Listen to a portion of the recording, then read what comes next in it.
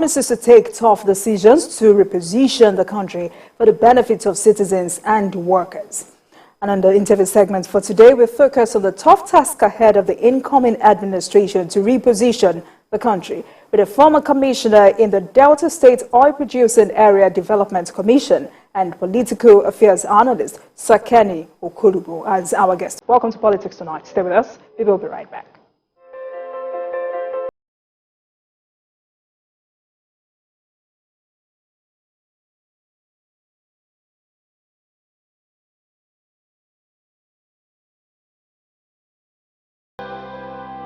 Thank you for staying with us. You're still watching Politics Tonight, digging beyond the headlines. And now to our interview with the guest of the day. I am joined by the former commissioner in the Delta State Oil Producing Area Development Commission and a political affairs analyst, Sakeni Okolugbo, for discussion of the tough task ahead of the incoming administration to reposition the country. Thank you very much for joining us tonight, sir. Thank you very much for having me. It's my pleasure.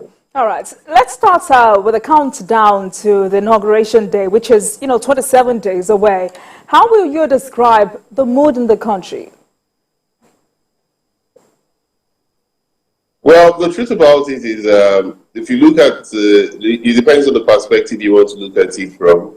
There are cases at the Presidential Election Tribunal, and there are those who have also felt that the elections did not exactly go according to plan, and their expected winners, especially for the labor movement, didn't get there to the presidential zenith.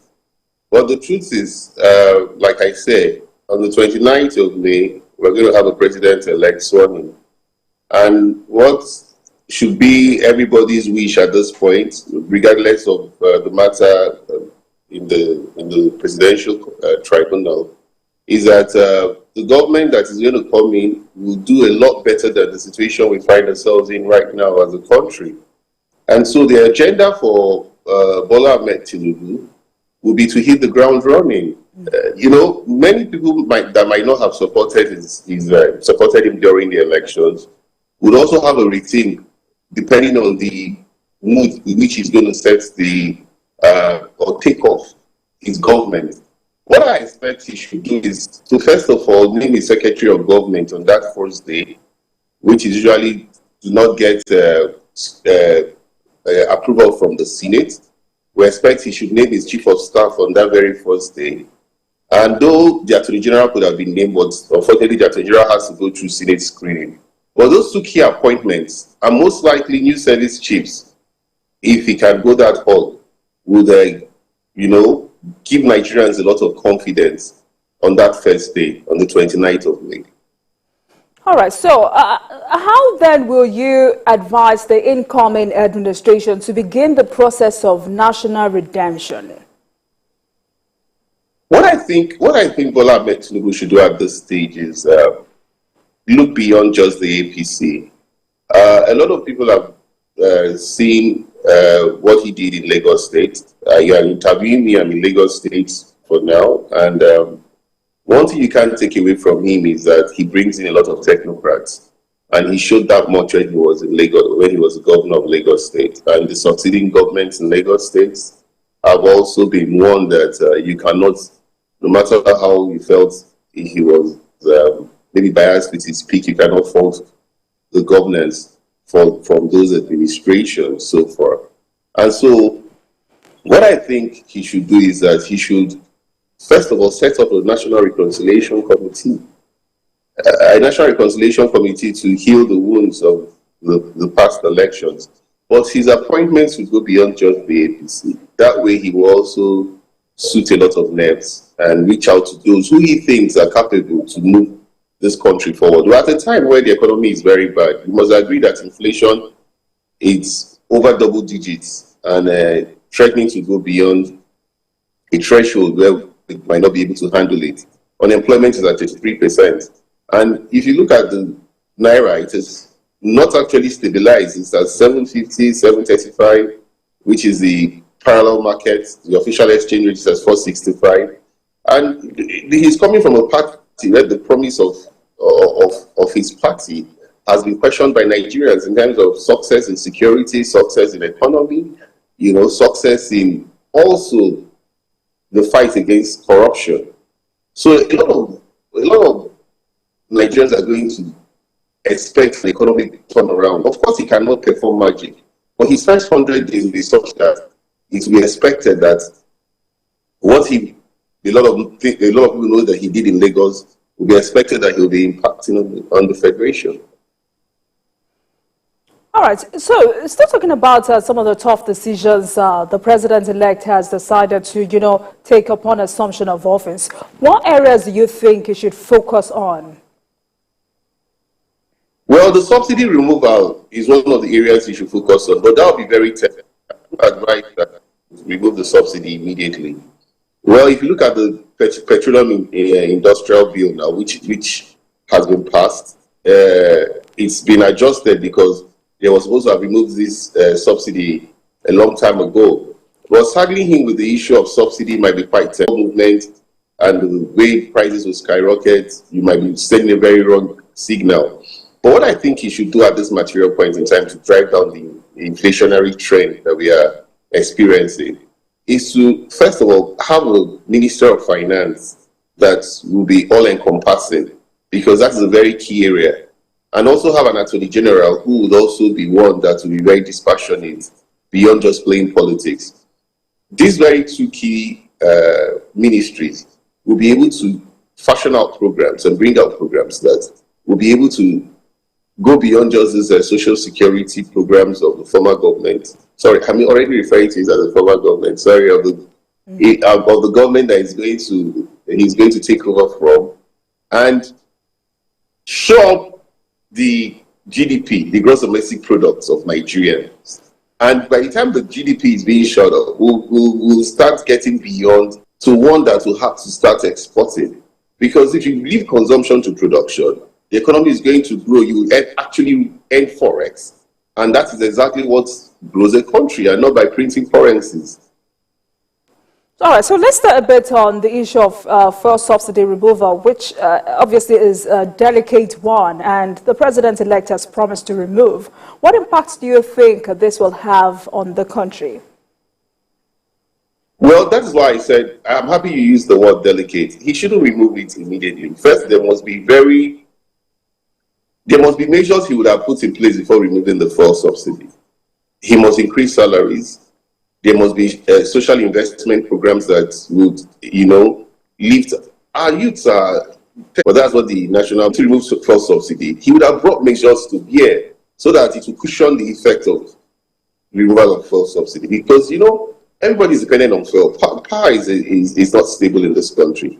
Most people do not depend on diesel for their generators. They use their better pass my neighbor, as they say, it's generators and other types which are dependent on fuel. So fuel is not only used for cars in Nigeria. And so by the time you remove fuel subsidy, it's going to affect the prices of goods. And it's also going to affect the prices of services.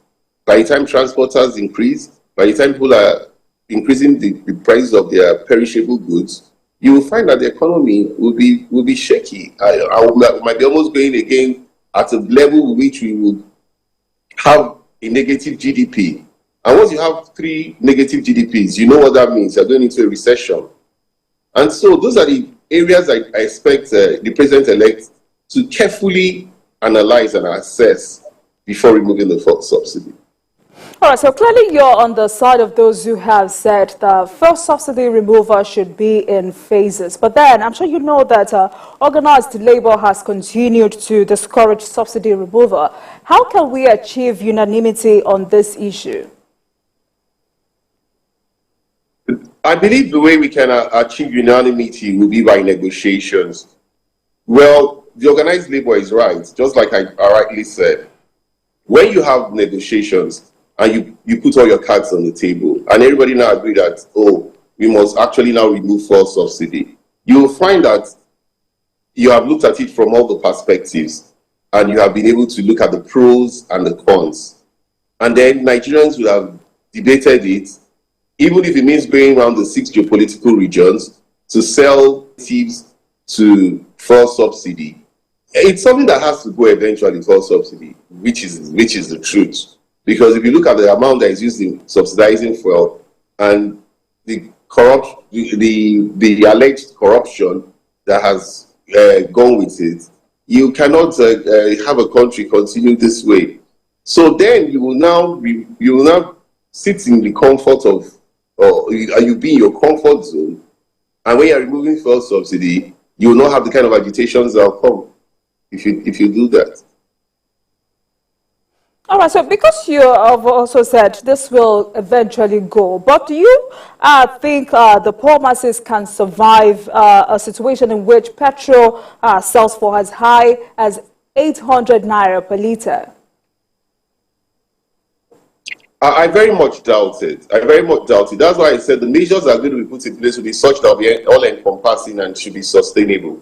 For example, if you look at even the price of bread is almost going at a stable of over 1,000 naira for the basic one, and it's been going on. And these are all things that will be affected when you remove fuel subsidy.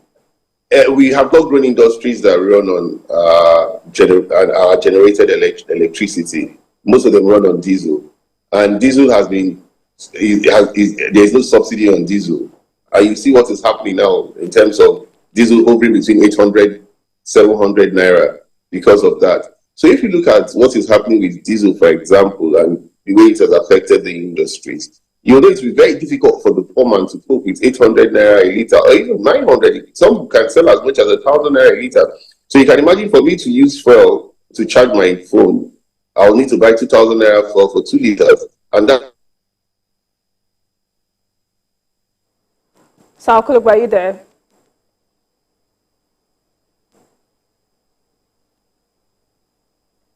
All right, we're speaking tonight. We're talking about the tough task. One should take when it comes into government.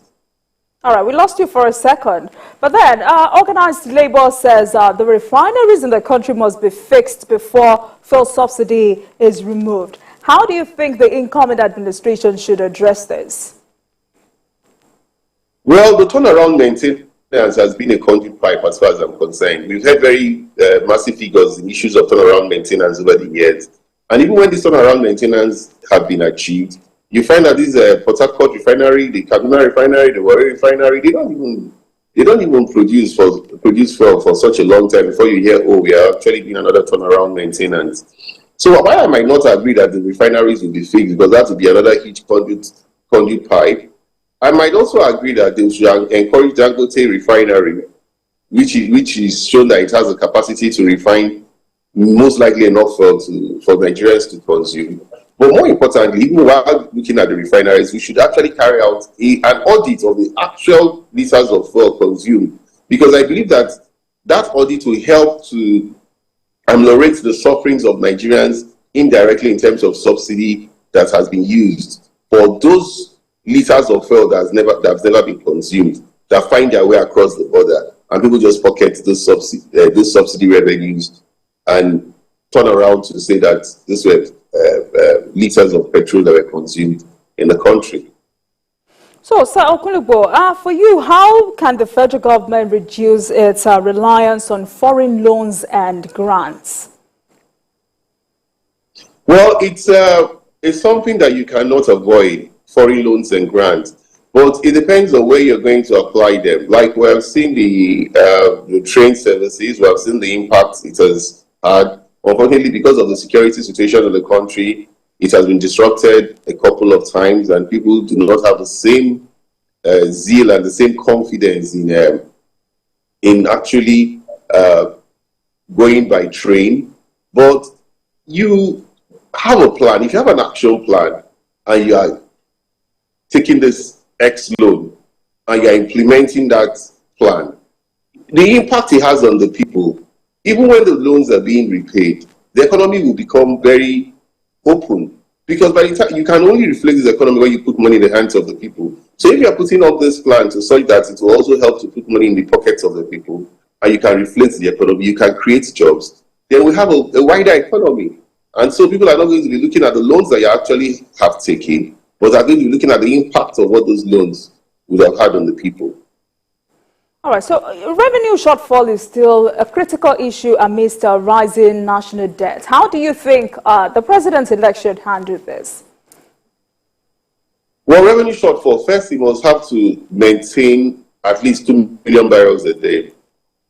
And he must have to also take the very tough decision of not politicizing the issue of crude oil theft. When I mean politicizing it, by those who are going to be used in our pipelines, in monitoring our pipelines, because that is very key. When crude oil theft has been greatly reduced, we'll maintain that balance of at least 2 million barrels. And again, he should go beyond what this former government, oh sorry, I keep saying former government, what has to be done in agriculture. A lot still has to be done in mines and power. And if he can also find peace in Zamfara, which is another key point, and some of those areas where we know we have gold, we have solid minerals that we can export, it's going to help his government now earn from other sources this foreign exchange that is needed, and not only depending on the mono-economy of oil that is mostly gotten from the Niger Delta, where I'm from. All right, so let's talk about non-oil revenue. How do you think the incoming government should go about this? Now, one of the things they must do is, first of all, they must diversify. They must first of all remove it from the exclusive legislative list. That's one of the things he must do. I don't know if it's going to be an executive bill he's going to send to the National Assembly. But when you remove this from the exclusive legislative list, you allow the states and others to be able to harness their natural resources. And so in that way, there's competition, and they can pay tax to the center. They can decide what percentage of tax they're going to pay to the center. So that will be the revenue the center would now use as against the only revenue that they will be getting from oil. Now, the states will also have funds coming from these other sources of revenue, especially even agriculture, which of course is not under exclusive legislative list. But other oil mineral resources that the states cannot, naturally will not have been able to explore, they will now have to exploit and pay tax to the center. And that is the restructuring that a lot of our leaders have been clamoring for over the years, that the federal government has paid lip service to. So Okolugbo, having analyzed all of these issues, how confident are you that the president-elect will execute these? Well, I'm looking at what he did in Lagos State, judging from what he did in Lagos State. And if you are to judge him from what he did in Lagos State, and he already also knows, he knows his election is being challenged. And he also knows that there are there's a lot of strong movement beyond those who are challenging his election. And so he knows that there's a lot of burden on him to prove that, look, the mandate that he has been given now was not a stolen mandate. And so he will have to show Nigerians that I can hit this ground running, I can take tough, and a lot of tough decisions are expected that, I mean, he has to step on toes. That's naturally for leaders to succeed. He has to take very tough decisions. So by the time he comes on board and Nigerians see that trend, I can bet you that Bola Ahmed Tinubu's government will be seen in a very different perspective than Buhari's government was seen. Sorry to say, but he must have to distance himself from a lot of the policies of Buhari. All right, so let's quickly talk about another very critical issue. How can Nigeria address the issue of unemployment, particularly among its young Nigerians? You know, it's sad these days because I'm a developer and sometimes we don't even find labor because a lot of the young ones are into Yahoo or 419 or whatever you try to refer to it as. And that's because most of them don't find gainful employment, and that is why you find them resorting to an easier way of making money. Most people tell you these days that hotel businesses are thriving because of the Yahoo boys. If the Yahoo boys are not there, their businesses won't thrive. So that is how bad the situation of unemployment has gotten us to in Nigeria. So what we can do to actually create employment is to create direct and indirect employment. Direct employment would lead to indirect employment and will drive down this 33% that we have had hovering for years now. And our youth, especially the graduates, we should have a pool. First of all, the president must be able to establish a data so that you don't only have to know somebody at the top for you to be recruited. And when you have a database of unemployed Nigerians, which is not very difficult to, if INEC can have database of all voters, why can't you have database of at least the graduates who are unemployed. And so it's easier to pick from that pool when you create the enabling environment, and you also create opportunities for them to be gainfully employed. I kicked against the labor employment system then in 774 local governments, where just a few thousand people were picked up politically. In some cases, they were not up to 1,000, somewhere with a lot of fictitious names, and they were giving 20,000 naira for just.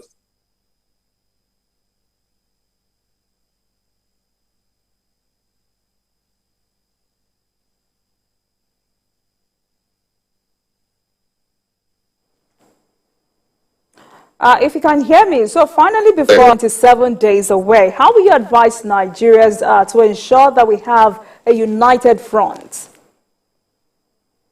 What I would advise Nigerians is that we must agree that we have a president-elect, and no matter how we feel, no matter how we are against or bitter about the elections, we must all support the president-elect and pray for him, because we don't have any other country but Nigeria, and hope that he would hit the ground running and be sworn in, and watch as the days go by, especially his first 100 days. That's what Nigerians will be looking out for. All right, thank you very much. I've been speaking with the former commissioner in the Delta State Oil Producing Area Development Commission and political affairs analyst, Sir Kenny Okolugbo, as we focus on the tough task ahead of the incoming administration to reposition the country. Thank you very much, Sir Okolugbo, for joining us tonight. Thank you. We should let you go now. Thank you very much. My pleasure. And thank you very much for watching. That marks the end of today's episode of Politics Tonight. But the conversation continues from here.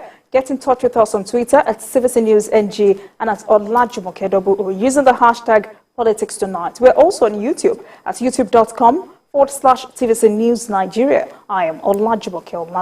Goodbye.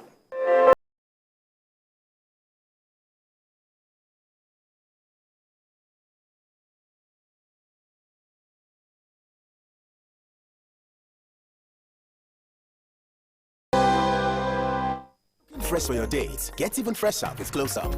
New Close Up Triple Fresh formula. It cleans deeply, fights 99% of bacteria, and cools intensely, keeping you protected and fresh. All day confidence to get close.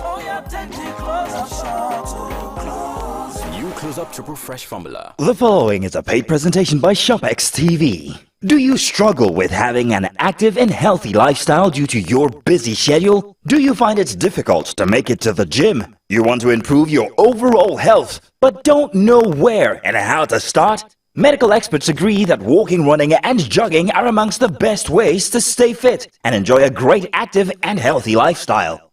What if there was a convenient and affordable way to improve your health, improve your mood, and lose weight right in your own home? Introducing the SportX Digital Compact Treadmill. The compact foldable treadmill that makes being active and losing weight fast and easy. Just watch your favorite programs on TV. The secret is its advanced design that houses a 1 horsepower motor that is twice the size of most treadmills, packed into a nice compact unit, powering every step you take. You get the SportX Digital Compact Treadmill System complete with a rugged commercial-grade ultra-durable traction belt, large LCD multifunctional display that displays speed, time, distance, calories, and has 12 different exercise programs, as well as a magnetic safety key for added security. The SportX treadmill has really helped me get back in shape after childbirth. I love it because it's compact and can fit anywhere in the house. And when I'm done, I fold and put it away. Easy peasy. This is the best piece of equipment for people like me who want to stay active without leaving the home. I simply unfold it and use it while I watch my favorite program on TV. Joining a gym can cost an absolute fortune, and you could be paying up to 600,000 naira in annual gym fees. Get the SportX treadmill to save the cost and work out from the convenience of your home. You could pay 500,000 naira for a treadmill like this, but you can get the SportX treadmill for not 400,000 naira, not even 300,000 naira. Order right now and get this for just 264,950 naira only. But wait, there's more. If you order now, you get the Sport X Digital Compact Treadmill delivered to you for free wherever you are in Nigeria. And it comes with a ShopX 30-day money-back guarantee. Hurry